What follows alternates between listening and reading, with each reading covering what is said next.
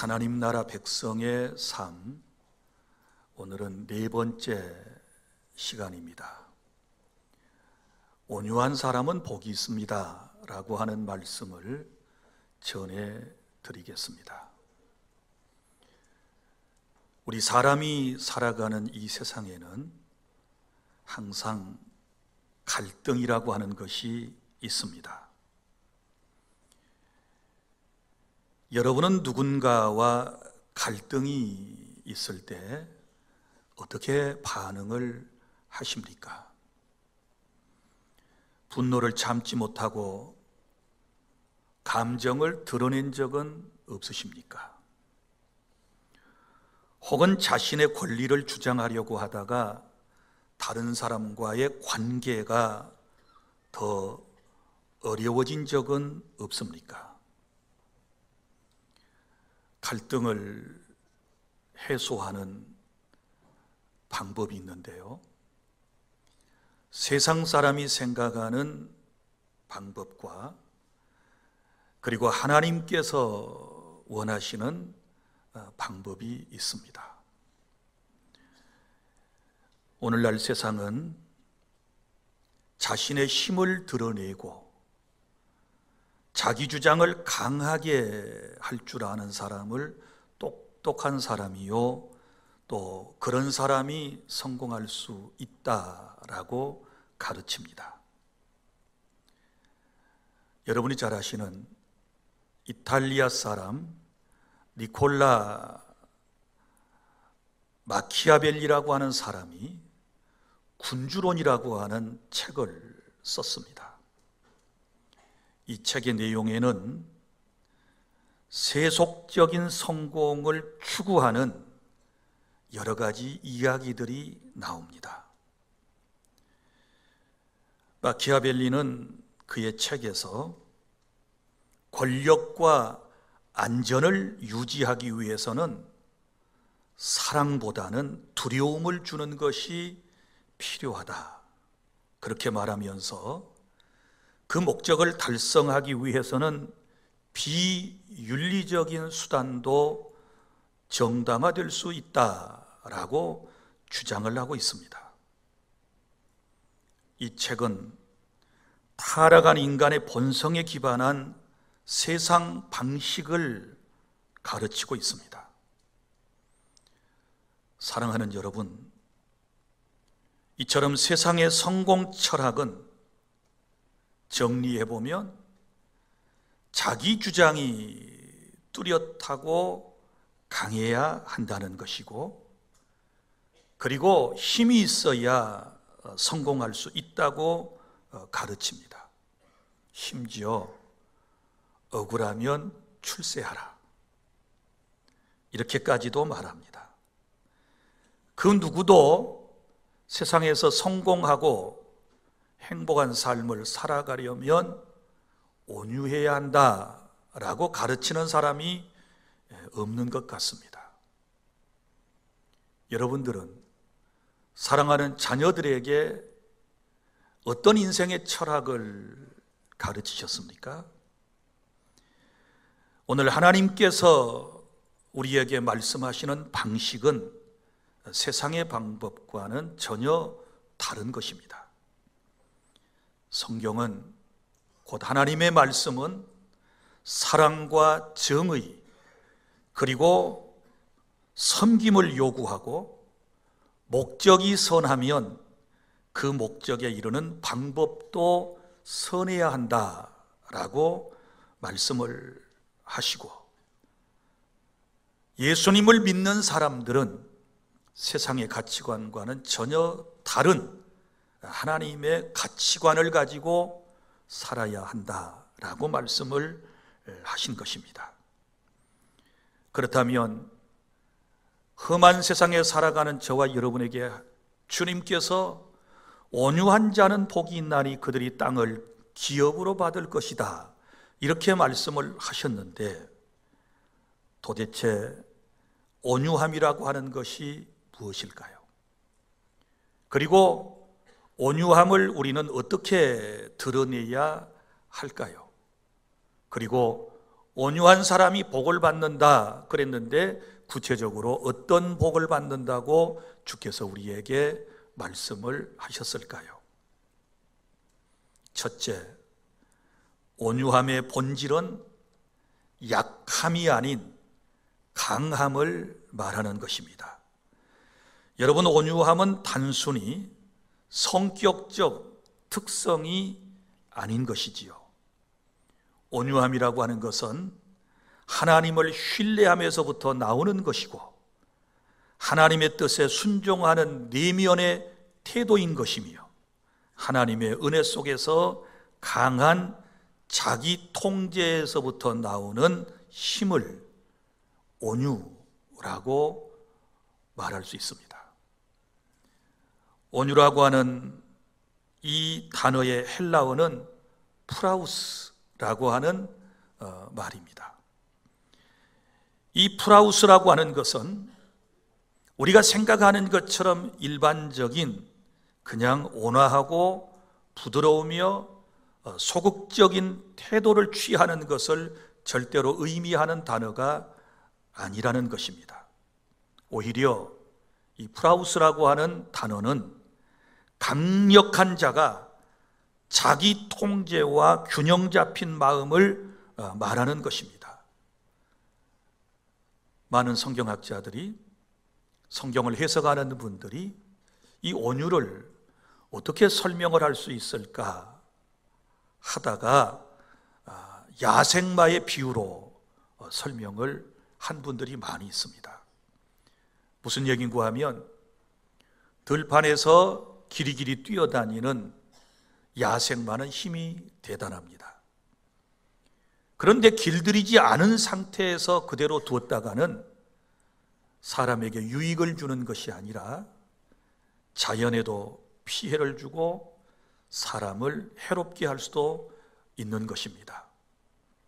그러나 야생마라 할지라도 사람에 의해서 길들여지고 그리고 고삐를 메어서 사람의 통제를 받게 되면 온순하게 되는 상태, 그것을 그리스 사람들은 프라우스, 온유라는 말로 사용을 했습니다.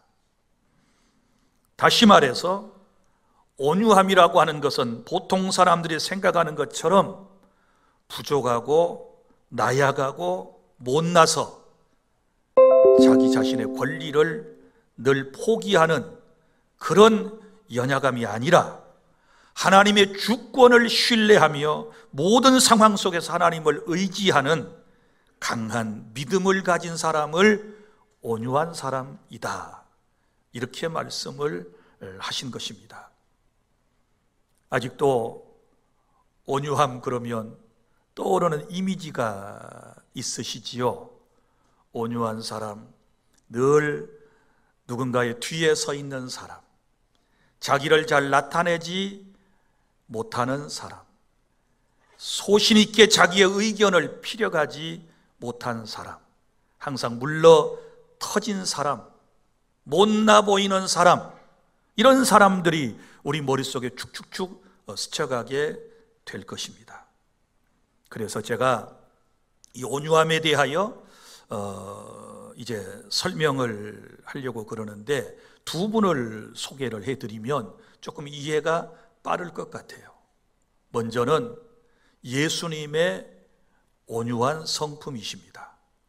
예수님의 온유함은 하나님의 뜻을 이루기 위하여 자신을 내려놓는 온유함이셨다라고 하는 것이고, 우리 마태복음 11장 29절에 예수님께서 이렇게 말씀을 하셨습니다. 나는 마음이 온유하고 겸손하니. 예수님의 성품이 온유함이시라는 겁니다. 그리고 성령의 9가지 열매 가운데 온유함이라고 하는 열매가 또 나오지 않습니까? 보세요. 예수님은 온유한 성품을 가지셨는데 그분은 곧 하나님이십니다. 성부, 성자, 성령 하나님께서 함께 온 우주 만물을 창조하실 때 그 귀한 능력을 행하셨던 하나님이십니다. 그리고 예수님은 어떤 분이신가? 자연 만물을 통제하시는 분이시지요. 홍해를 가르시기도 하시고, 그리고 또한 갈릴리의 성난 파도도 잔잔케 하셨고, 그리고 예수님은 수많은 병든 자를 고치셨고, 죽은 자도 살려내시는 예수님의 능력을 우리는 믿습니다. 그런 예수님께서 우리를 죄에서부터 구원하신 이후에 하나님의 백성으로 삼으시고 영원한 하나님의 나라에 저와 여러분을 데려가시기 위해 성부 하나님의 통제 아래에서 자기 자신의 목숨을 기꺼이 내려놓으신 상태, 이것을 온유함이라고 그러는데요.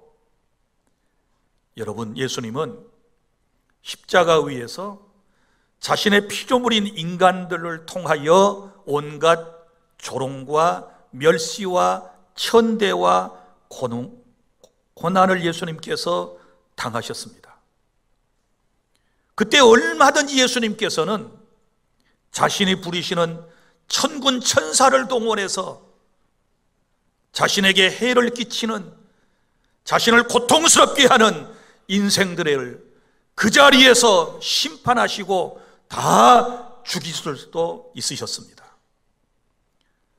그러나 그럼에도 불구하고 우리의 구원을 위해서 성부 하나님 아버지의 뜻을 이루기 위하여 자기 자신을 십자가 위에 내려놓으시고 참으신 것, 이것을 뭐라고 그러는가 하면 온유함, 이렇게 얘기를 하는 거예요.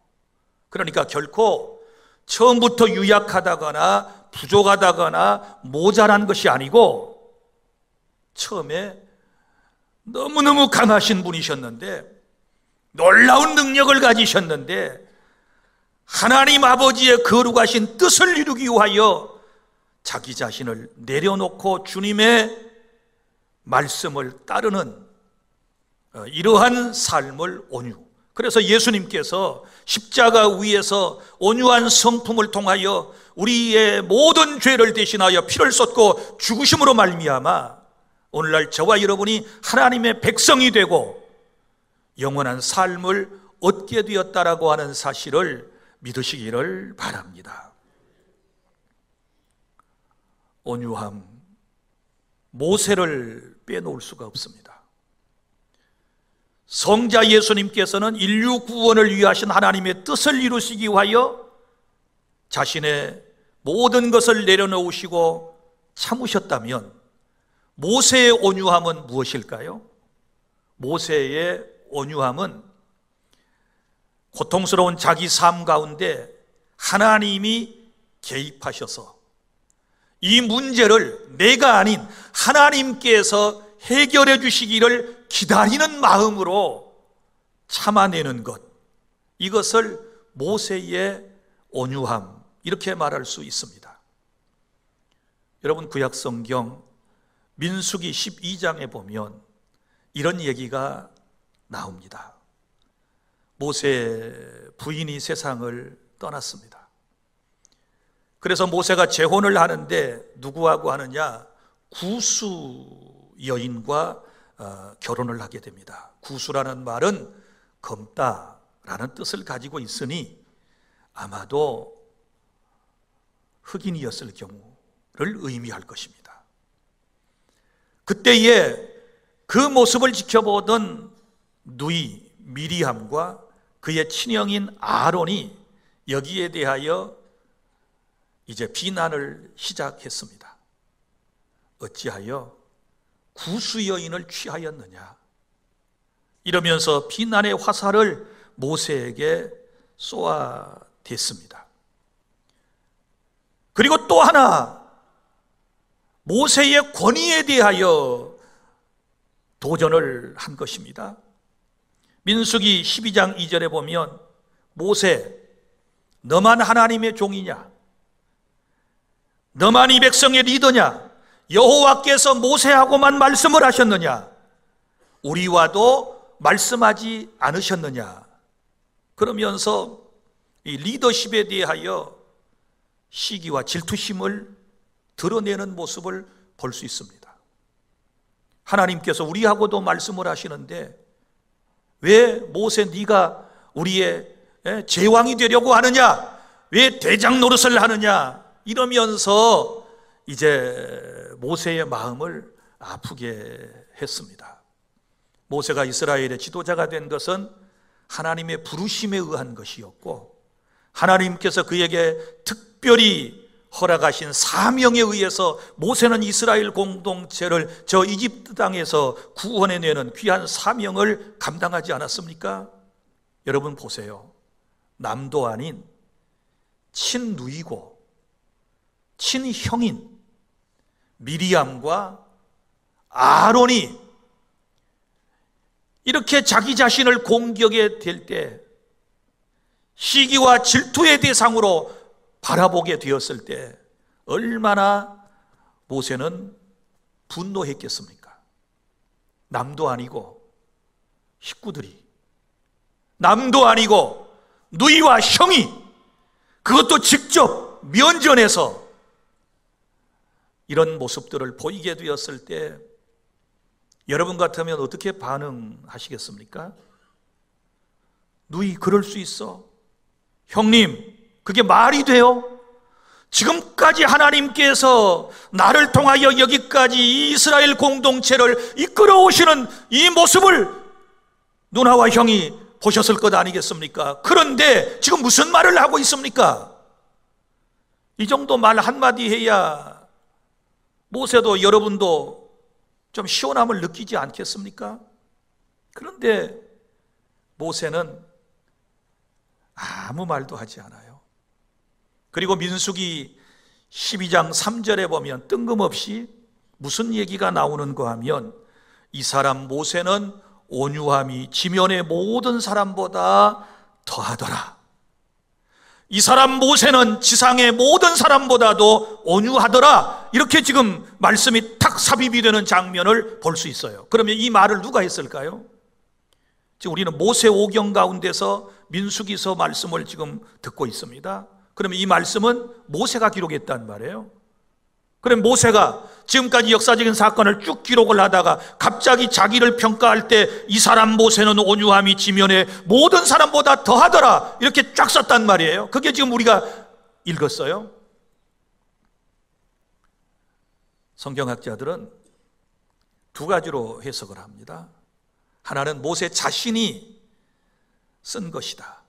또 하나는 아니다, 모세 자신이 자기에 대하여 그렇게 평가할 리 만무하고 후대의 사람이 아마 거기에 삽입을 했을 거다, 이렇게 주장을 하는 이들도 있습니다. 그러나 대부분의 학자들은 모세가 썼다, 모세가 자기에게 대하여 자기 자신을 평가한 것인데, 성령의 감동을 받고 이스라엘의 역사를 쭉 기술해 나가며 성경을 기록할 때 이 장면에 와서 하나님의 성령이 모세로 하여금 이 사실을 기록하게 하셨다. 곧 고로 이 사람 모세는 온유함이 지면에 모든 사람보다 더하더라 라고 하는 것은 하나님의 평가이셨다. 저도 이 사실을 믿습니다. 하나님께서 그렇게 인정을 하신 것입니다. 여러분 보세요.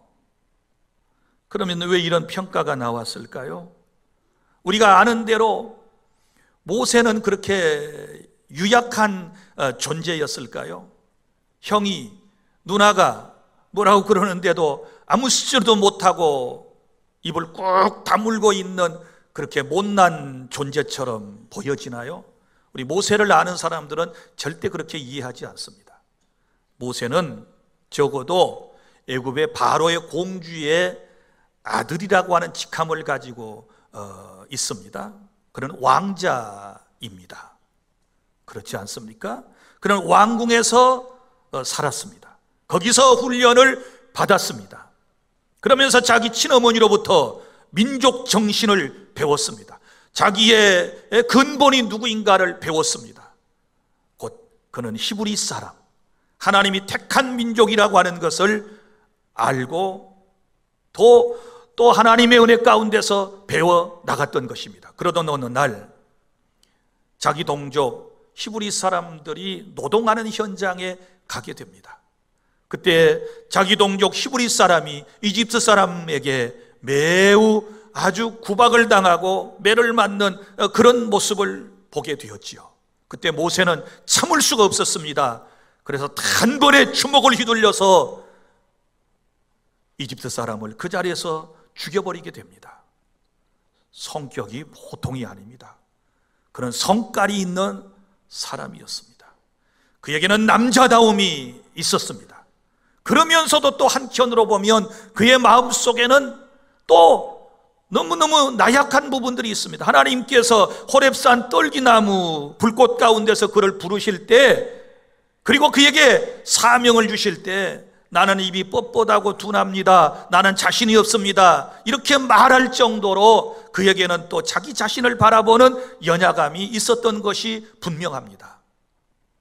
그러나 그럼에도 불구하고 하나님이 함께 하셨던 모세는 결코 연약한 존재가 아닙니다. 바로 앞에 가서 10가지 재앙을 하나님의 능력을 보여주었을 때 그는 얼마나 당당했는지 모릅니다. 이스라엘 백성을 이끌고 저 이집트 땅에서 나올 때 20세 이상 된 장정 남자만 60만 몇천 명이라 그랬는데, 여러분 부녀자를 합하게 되면, 그리고 20세 이하의 아이들을 합하게 되면 모두 200만 명에서 300만 명으로 추산되는 엄청난 대군을 저 이집트 땅에서 이끌어낸 사람이 누굴까요? 모세입니다. 모세는 리더십이 강했습니다. 모세는 우리가 생각하는 그 보통 이상의 사람인 것입니다. 이런 모세가 모든 것을 참아냅니다. 왜요? 하나님, 이건 우리 가족들이 지금 제기한 문제인데 제가 여기 나서서 옳으니 그르니 어떻게 얘기합니까? 하나님께서 이 일 속에, 이 문제 속에 개입해 주셔서 하나님이 심판을 해주세요, 하나님께서 알아서 해주세요 하고 기다리는 거예요. 이런 상태의 온유함을 말하는 것입니다. 그때에 그 이후에 민수기 12장의 사건을 보면 미리암은 한센병에 걸리게 됩니다. 나병에 걸립니다. 더 심한 말로 문둥병에 걸리게 되었습니다. 그래서 누이가 이제 다 죽어갑니다. 그 모습을 본 모세는 또 눈물 흘려가면서 우리 누이를 좀 치유해달라고, 고쳐달라고, 살려달라고 하나님께 엎드려 기도하는 모습을 보여주고 있습니다. 이게 온유한 사람의 모습인 것입니다. 사랑하는 주 안에 성도 여러분, 온유함이 무엇입니까? 결코 물러 터진 사람의 모습이 아닌 것입니다. 정말 강한 사람이고 정말 대단한 능력을 가지고 있고 대단한 권세를 가지고 있음에도 불구하고 하나님께서, 내가 직접 아닌 하나님께서 이 일에 개입하셔서 하나님이 심판해 주시고 하나님께서 이 문제를 해결해 주십시오 하고 의탁하는 데서부터 나오는, 그래서 참아내는, 그래서 기다리는 이런 마음을 온유함, 이렇게 얘기하는 것입니다. 사랑하는 여러분, 세상에서 누가 제일 무서운 줄 아세요?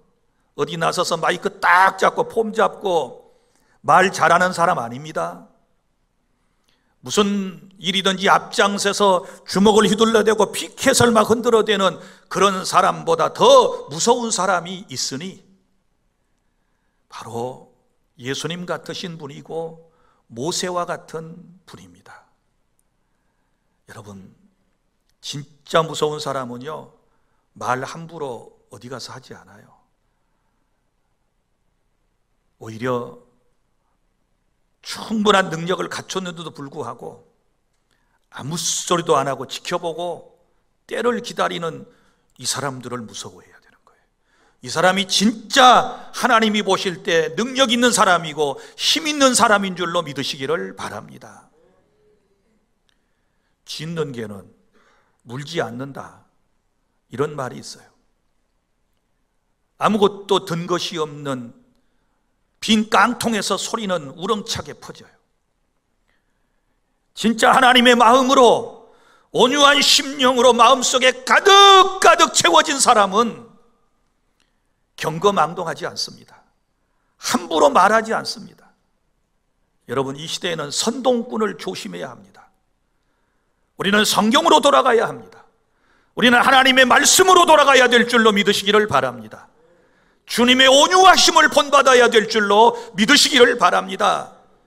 힘이 없어서가 아닙니다. 능력이 부족해서가 아닙니다. 권세가 없어서가 아닙니다. 하나님의 뜻을 이루기 위하여, 그리고 하나님께서 친히 이 문제를 해결해 주시기를 원하는 마음으로 온유한 품성을 가지고 우리는 세상을 살아가야 될 줄로 믿으시기를 바랍니다.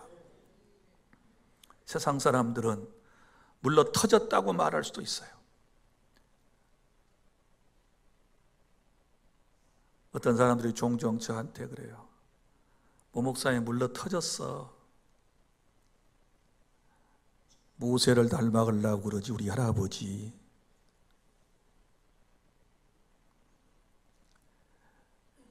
저라고 어디 가서 똑 부러지게 할 말 없겠습니까? 저라고 어디 모임에 가서 대장 노릇 하고 싶지 않겠습니까? 사람들에게 강력한 리더십을 가진 사람이라는 평가를 받고 싶지 않겠습니까? 그러나 주님처럼 두 가지 의미가 있기 때문에 참는 것입니다. 내가 온유한 성품을 가지고 주님처럼 성부 하나님의 뜻에 순종할 때 무사람이 주님께 돌아오고 구원받는 역사가 있게 될 줄로 저는 믿습니다. 그리고 복잡한 갈등의 문제 가운데 내가 직접 메가폰을 들지 않는다 할지라도 때로는 들어야 할 때도 있지만 그때마다 거룩하신 하나님, 심판장이신 하나님께서 개입하셔서 모든 문제를 하나님이 직접 선히 해결하여 하나님의 뜻을 이루어 주실 것을 믿기 때문에 온유한 성품으로 참고 또 참아야 한다는 믿음 때문에, 그리고 지금까지 우리 교회를 개척해서 42년 동안 여기까지 이끌어 왔습니다. 저를 위해서 계속 기도해 주십시오. 주한교회 모 목사, 그러면 적어도 성깔 있는 목사 말고 물러 터진 것 같아도 그래도 주님의 성품 조금이라도 닮아가서 생긴 것하고는 달리 그래도 차가운 것 아니고 따뜻한 마음을 가진 온유한 목사님, 이런 마음, 이런 평가 저는 받기를 원해요. 그래서 어쩔 때는 내 이름을 온유로 바꿀까. 그런데 이름만 바꾸고 마음을 바꾸지 않으면 무슨 소용이 있나요? 이름 바꾸신 양반들, 마음을 바꾸세요. 온유한 마음으로 주의 인도하심을 따라 성령의 역사하심 속에서 거룩하신 하나님의 살아있는 말씀을 통하여 우리의 마음을 온유하게 바꾸어 나가는 저와 여러분이 될 수 있기를 바랍니다. 둘째는 온유함을 실천에 옮겨야 하는 것입니다. 여러분, 온유함은 단순히 우리 마음속에 머무는 태도로 끝나는 것이 아닙니다. 그러면 자칫 잘못하면 비겁함이 되는 것이고, 말하지 않는 중도는 오히려 더 어려운 상황을 만들어낼 수도 있는 것입니다. 여러분, 우리는 어떻게 해야 될까요? 첫째는 온유한 말씨를 사용해야 될 줄 믿습니다. 구약성경 잠언 15장 1절, 유순한 대답은 분노를 쉬게 하여도 과격한 말은 노를 격동하느니라, 이렇게 말씀을 하셨습니다. 마음이 온유해야 고운 말이 나오는 것입니다. 가정에서도 배우자나 자녀와 대화할 때, 교회 안에서도 성도들과 대화할 때, 직장에서 동료들과 대화를 나눌 때에도 언제나 우리는 언어에 있어서 먼저는 진솔함이 있어야 하고, 그 다음에는 부드러워야 하는 것이고, 그리고 교양 있는 말씨를 사용할 수 있어야 하는 것입니다. 이것이 주님이 기뻐하시는, 주님이 바라시는 언어인 줄로 믿으시기를 바랍니다. 또 누군가가 실수하고 잘못을 했을 때에도 화를 내거나 비난하기보다는 부드럽게 훈계하고 배려하는 온유한 말씨를 사용하실 수 있기를 바랍니다. 그리고 행동이 온유해야 합니다. 말은 아주 이쁘게 해놓고 행동은 보면 너무 포악스러운 사람들이 있지 않습니까? 말부터 그냥 날카롭고 행동도 날카로우면 그러려니 하지만 말은 들어보면 얼마나 이쁜지 몰라. 그런데 행동하는 걸 보면 전혀 다른 사람이 있어요. 여러분, 그러면 행동이 온유하다라고 할 때는 어떤 특징이 있을까요? 섬김과 배려가 반드시 있어야 합니다. 섬김, 그리고 배려, 그리고 상대방의 필요를 먼저 살피고 난 이후에 친절한 모습으로 그를 챙기는 이런 온유함이 우리의 삶 가운데서 드러날 수 있기를 바랍니다. 어떤 사람은요, 걷는 것도 아주 건방지게 걷는 사람이 있어요. 여러분도 제가 말하지 않더라도 뒤에서 보면 금방 아시겠죠? 아주 말을 해도 건방을 떨면서, 그 건방의 기준은 여러분이 정하세요. 저는 정해놓은 기준이 있어요. 말을 해도 꼭꼭 씹어서 말하고, 말을 하는 태도도 보면 건들건들하면서 이상하게 상대방에게 감정을 자극시키는 이런 분들이 우리 사회에 있기 때문에 더 갈등이 막 생기는 거예요. 그래서 하나님 앞에서 온유함, 사람 앞에서 온유함이 드러나야 되는데, 하나님 앞에서 온유함이라고 하는 것은요, 거룩하신 하나님 앞에서 자기 자신의 계획이나 욕망에 집착하지 않고 자기 뜻을 내려놓고 하나님의 뜻을 신뢰하며 순종하는 이런 하나님 앞에서의 온유함도 있어야 할 줄 믿습니다. 셋째, 마지막, 온유한 자는 복을 받습니다. 오늘 주님께서 우리에게 들려주신 말씀, 온유한 자는 복이 있나니 그들이 땅을 기업으로 받을 것이며, 땅을 기업으로 받는다, 이렇게 말씀을 하셨어요. 먼저는 이 땅에서 현재적인 복을 말하고 있습니다. 시편 37편 11절에 똑같은 말씀이 나오는데, 온유한 자는 땅을 차지하며 풍성한 화평으로 즐거워하리로다, 이렇게 말씀을 하셨습니다.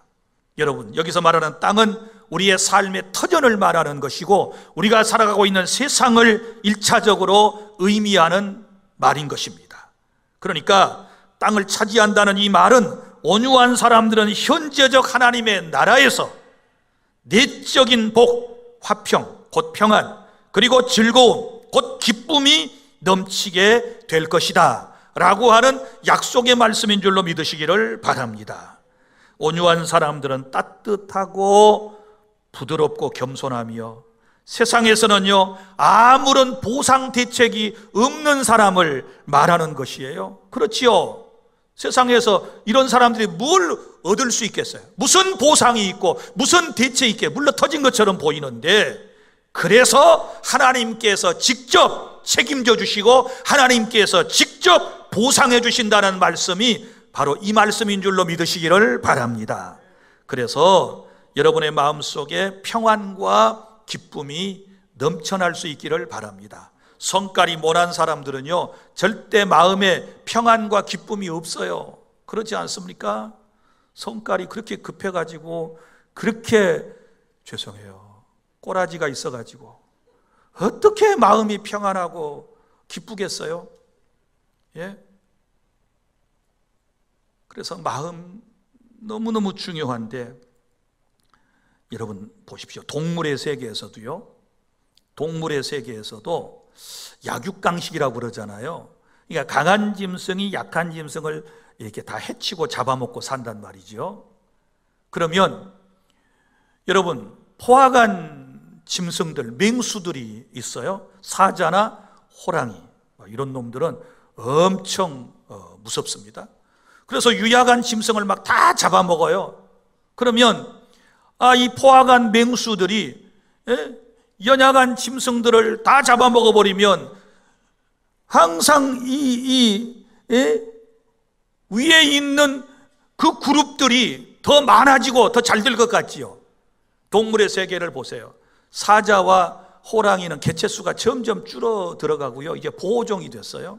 그런데 그 잡혀먹고 살고 쫓겨다니고 사는 이런 유약한 짐승들의 때는 엄청나게 퍼져가고 있어요. 이게 자연의 섭리예요. 자연의 섭리.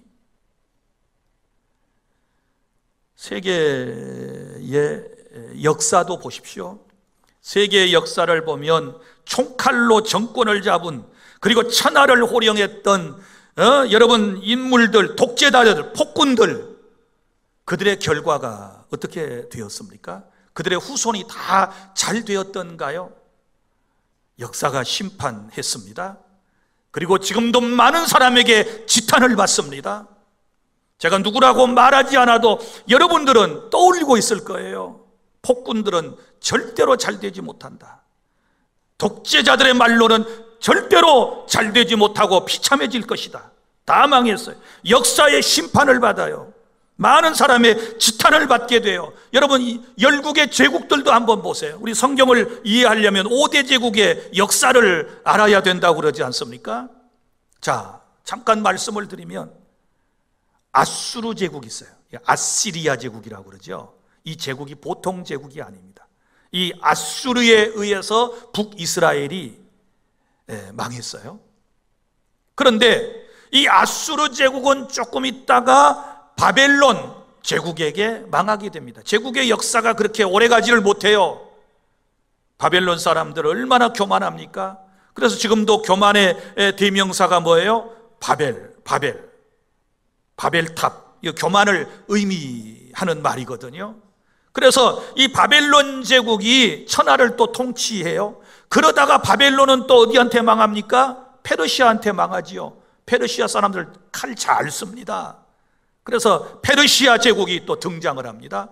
그런데 페르시아 제국 얼마 가지 못합니다. 어디에 망합니까? 헬라 제국에 망합니다. 알렉산더 대제에 의해서 이 제국은 또 멸망을 당하게 됩니다. 그 유명한 헬라 제국은 또 어디한테 망합니까? 로마 제국한테 또 망해서 로마 제국 지금 어떻습니까? 역사 속으로 사라졌습니다. 열강의 모든 제국들은 역사 속으로 다 사라졌습니다. 저는 앞으로도 이런 하나님의 역사는 계속될 거라고 믿습니다. 악인은 절대로 형통하지 못합니다. 폭군은 절대로 오래가지 못합니다. 하나님께서 온유한 자에게 땅을 주실 줄로 믿으시기를 바랍니다. 온유하신 예수님으로 말미암아 택함을 받은 사람이 구원을 받았습니다. 온유하여 평화를 추구하던 사람들은 지금 추앙을 받고 많은 사람에게 사랑을 받고 살아가고 있다라고 하는 사실을 여러분이 기억하시기를 바랍니다. 현재적으로 하나님께서 주시는 놀라운 복이에요. 그리고 미래적인 복이 있습니다. 하나님의 나라를 기업으로 받는다. 여러분, 단순히 이 땅에서뿐만 아니라 주님이 오심으로 완성될 하나님의 나라, 곧 요한계시록 21장 1절부터 4절에 말씀하신 새 하늘과 새 땅을 기업으로 주신다는 것입니다. 믿으시기를 바랍니다. 최종적인 복의 목표는 바로 여기 그들이 땅을 기업으로 찾는다는 이 말은 새 하늘과 새 땅, 주님이 오심으로 완성될 바로 천국을 의미하는 것입니다. 사랑하는 주 안의 성도 여러분, 우리 온유한 사람은 그 나라에 가서 더 이상 눈물과 고통과 질병과 죽음도 없는 하나님의 나라에서 영원한 기쁨과 평화를 누리게 될 줄로 믿으시기를 바랍니다. 이제 말씀을 맺습니다. 온유한 자는 결코 세상 사람들이 생각하는 연약하고 못난 사람이 아니라 세상에서 가장 강한 사람인 줄로 믿으시기를 바랍니다. 세상 사람들처럼 힘과 권력으로 자신을 내세우며 그것을 성공으로 생각하는 사람이 아니라 주님의 성품 곧 성령의 열매로 하나님의 통제를 받으며 하나님의 뜻을 이루기 위하여 자신을 통제하며 주님이 이 역사와 내 삶에 개입하셔서 모든 문제를 해결해 주실 것을 절대적으로 믿고 기다리는 사람이 온유한 사람인 줄로 믿으시기를 바랍니다. 사랑하는 성도 여러분, 주님의 성품 온유함으로 하나님과 사람 앞에서 이제는 말도 부드럽고 온유하고 우리의 행동하는 모습도 더 온유해서 현재의 삶 속에서 내적인 평화와 기쁨을 누릴 수 있기를 바라고, 영원한 천국 하나님의 나라에서 영원한 기쁨과 행복을 누리는 복된 저와 여러분이 될 수 있기를 바랍니다. 기도하겠습니다.